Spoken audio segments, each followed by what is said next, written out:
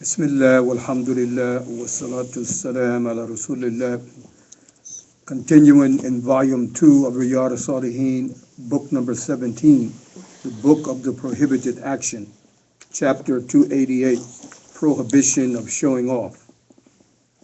Narrated Jundub radiyallahu anhu that Allah's Messenger sallallahu alaihi wasallam said, "He who so acts to show off, Allah will disgrace him on the day of judgment. And he who does good deeds so that people may hold him in high esteem, Allah will expose his hidden evil intentions before the people on the day of judgment." And Bukhari and Muslim.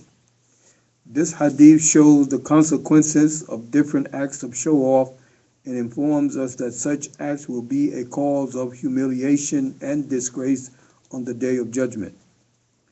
Narrated Abu Huraira radiyallahu anhu that Allah's Messenger sallallahu alaihi wasallam said, "A person who acquires religious knowledge, which is normally acquired to gain the pleasure of Allah, for the sole reason to secure worldly comforts, will not even smell the fragrance of paradise on the day of resurrection, i.e., he will not enter paradise."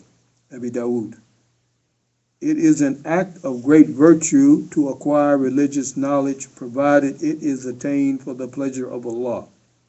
If one acquires it for worldly gains, he will be in fact committing a grave sin for which he will not even smell the fragrance of paradise.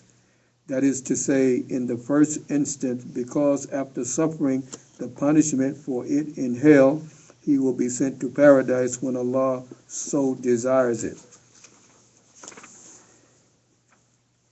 Chapter 289, things not to be considered as showing off.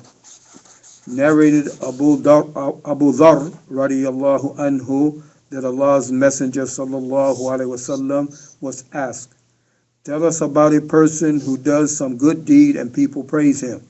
Will this be considered as showing off?"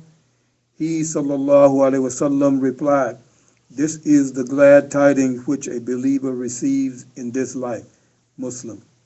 We learn from this hadith that if a person does a virtuous act to please Allah, i.e., not with the intention of showing off, and people praise him for it, then there is nothing wrong with it. In fact, such praise is the glad tidings which he receives in this world.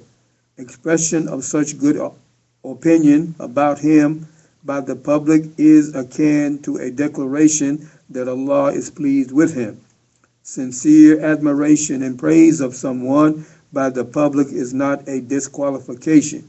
It is, in fact, an evidence of his virtuous conduct and its recognition by Allah. Walhamdulillahi Rabbil Alameen. Assalamu